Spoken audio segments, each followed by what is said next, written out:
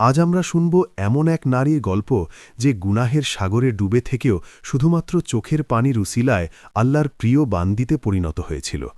জানব অনুতপ্ত নারীর কান্না আল্লাহর আরশকে কিভাবে নাড়িয়ে দেয়। আসসালামু আলাইকুম ওরহমতুল্লাহ।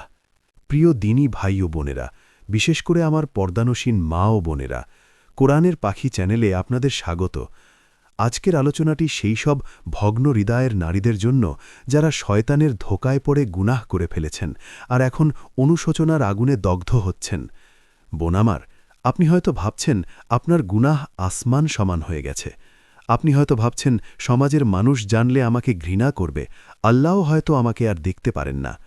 রাতের অন্ধকারে যখন সবাই ঘুমিয়ে পড়ে তখন আপনি বালিশে মুখ লুকিয়ে কাঁদেন। আপনার সেই নীরব কান্না কেউ শোনে না, কিন্তু বিশ্বাস করুন, ৭ আসমানের ওপর থেকে মহান রবের রহমতের দৃষ্টি